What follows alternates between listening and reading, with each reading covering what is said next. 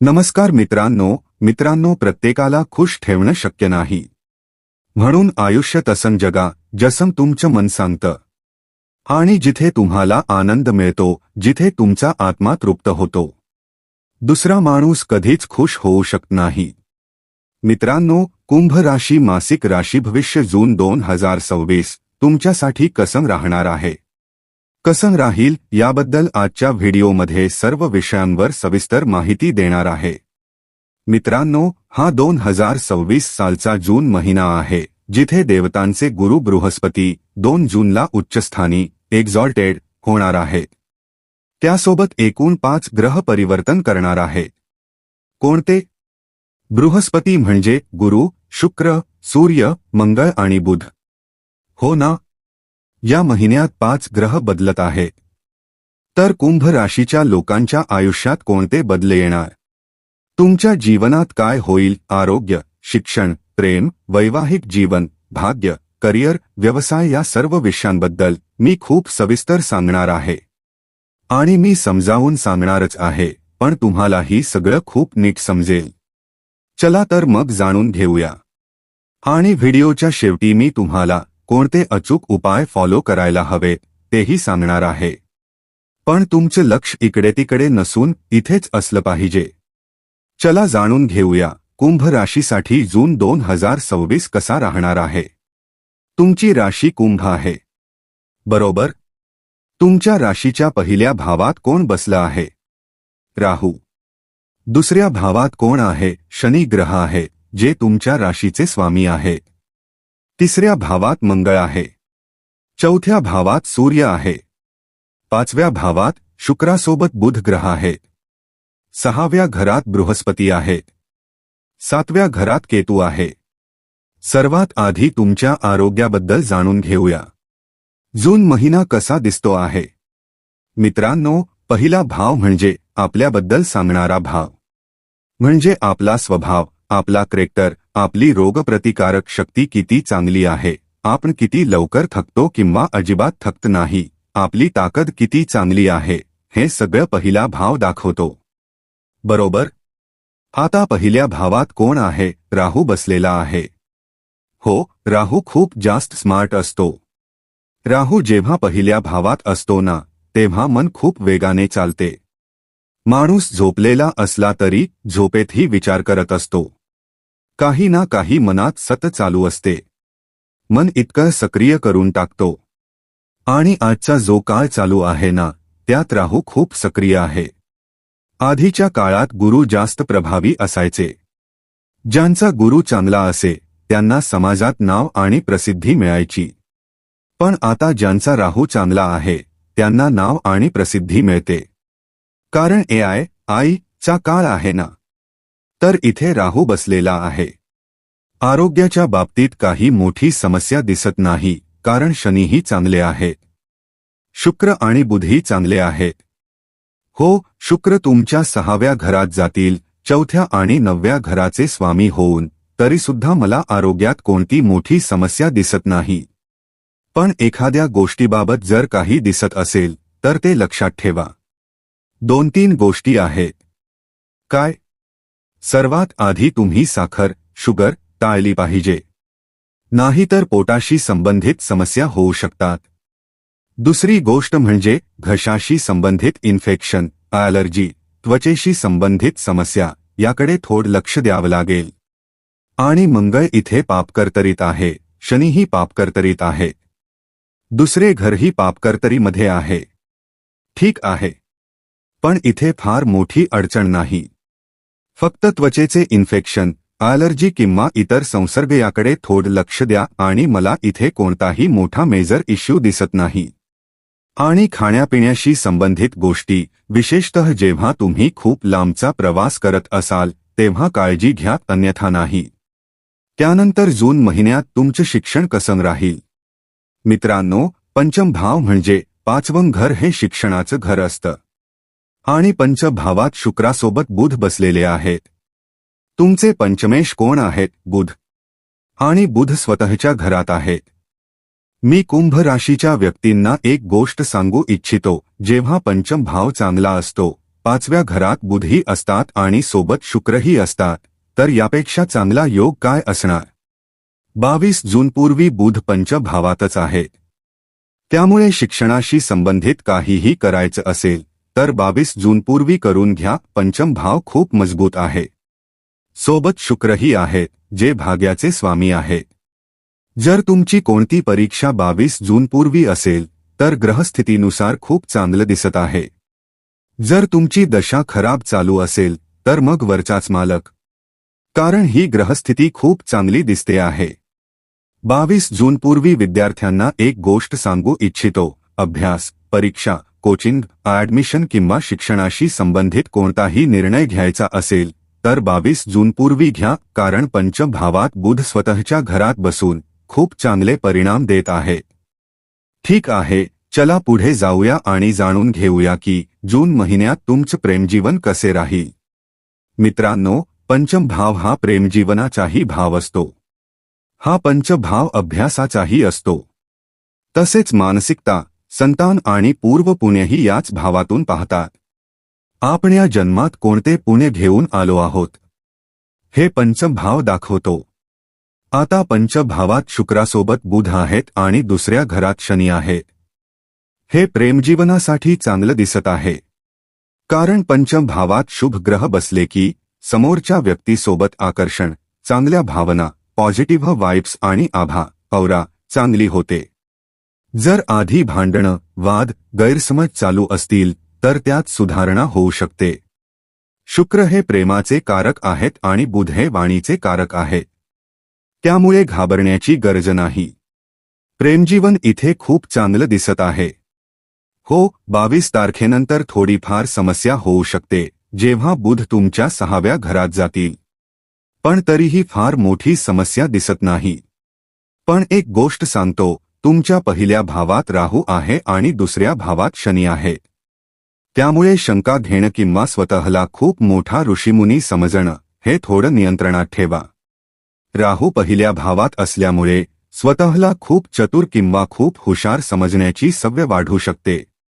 त्यामुळे त्यावर नियंत्रण ठेवा, कारण दुसऱ्या घरात शनी असल्यामुळे बोलण्यावर नियंत्रण राहत नाही.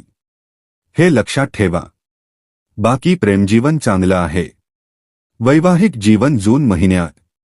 मित्रांनो, वैवाहिक जीवनाचा 7वा भाव असतो. 7व्या भावात केतू बसलेले आहेत आणि 7व्या भावाचे स्वामी सूर्य तुमच्या 4थ्या भावात आहेत. 7व्या भावाकडे कोणताही ग्रह पाहत नाही.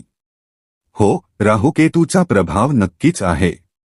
ठीक आहे, पण इथे मी तुम्हाला एक गोष्ट सांगू इच्छितो. जोपर्यंत केतू 7व्या भावात बसलेले आहेत तोपर्यंत तुम्हाला काही गोष्टी कराव्या लागतील. डिसेंबर 2026 पर्यंत केतू 7व्या भावात आहेत. केतू काय करतो माहिती आहे का? केतूला एक डिटॅच्ड ग्रह मानलं जातं. केतू एक अतृप्त ग्रह आहे. तो कधी पूर्णपणे तृप्त नसतो. आता केतू ज्या भावात बसतो ना, त्या भावामध्ये आपलं पूर्ण मन लागत नाही. किंवा ज्या गोष्टी घडत असतात, उदाहरणार्थ जर केतू पंचभावात बसले असतील तर आपण एखाद्या शाळेत ॲडमिशन घेतले पण तिथे मन लागलं नाही, मग शाळा बदलली. किंवा एखाद्या कॉलेजमध्ये गेलो पण केतू पंचमात असल्यामुळे कॉलेज बदललं. त्याचप्रमाणे 7वा भाव म्हणजे विवाहाचा भाव असतो, मॅरेजचा भाव असतो. त्यामुळे काय होतं? मन पूर्णपणे लागत नाही.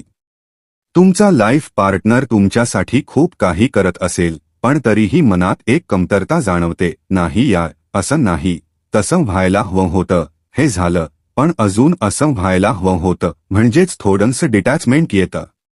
म्हणूनच मी तुम्हाला काही उपाय सांगणार आहे. तरीही सूर्य केंद्रात आहेत, त्रिकोणात जातील, त्यामुळे लाईफ पार्टनरला काही प्रगती मिळू शकते, काही नाव प्रसिद्धी मिळू शकते, काही चांगलं होऊ शकते.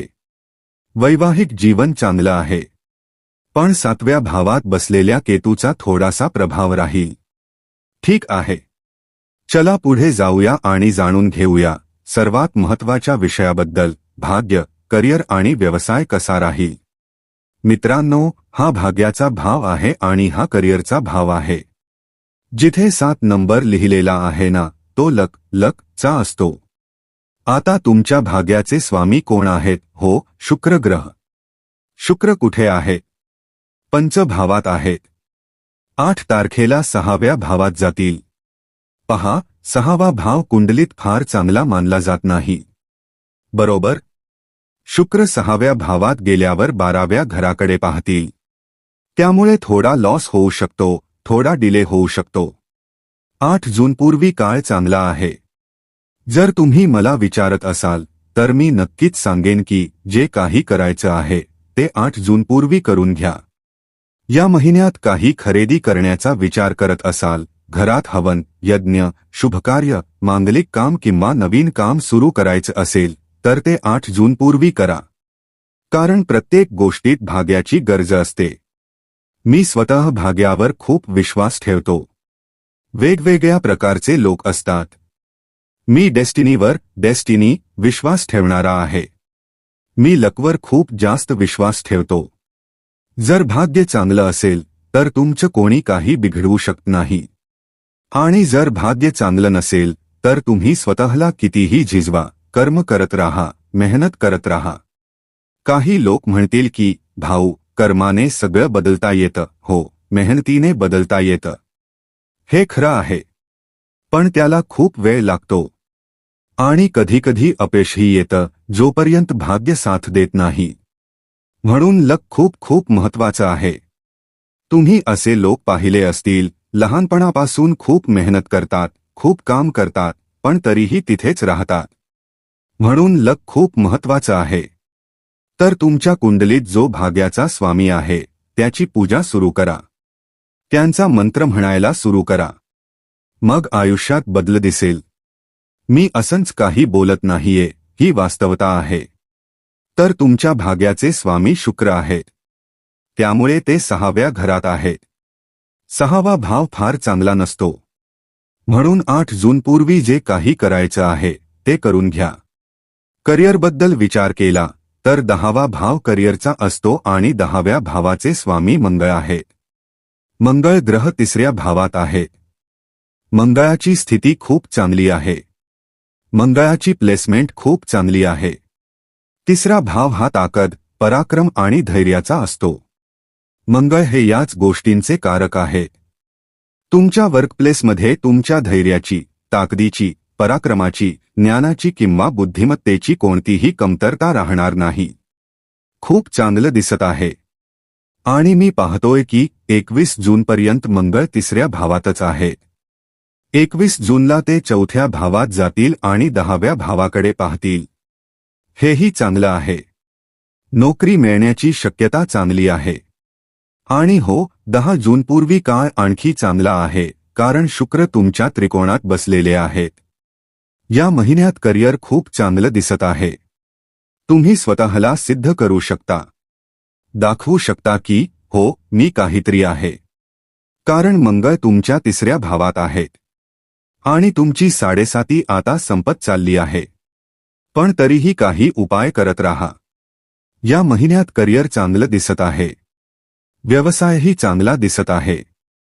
22 जूनपूर्वी तर खूपच चांगला काळ आहे. काही नफा, चांगली प्रगती मिळू शकते. तुम्ही काही नवीन प्लॅनिंग करू शकता. काही एक्स्ट्रा काम सुरू करू शकता. व्यवसाय चांगला दिसत आहे. काय उपाय करावे? सर्वात आधी तुम्ही शनीचा बीज मंत्र म्हणावा. कारण तुमच्या राशीचे स्वामी शनी आहेत. कुंभ राशी आहे. मग तुमचं लग्नही आहे. शनीचा बीज मंत्र करा. ओम प्रा प्री प्रौंग सह शनैश्चराय नमः 108 वेळा रोज करा. दररोज हनुमान चालिसाचा पाठ करा. दररोज उगवत्या सूर्याला जल अर्पण करा. दररोज शुक्राचा बीज मंत्र करा.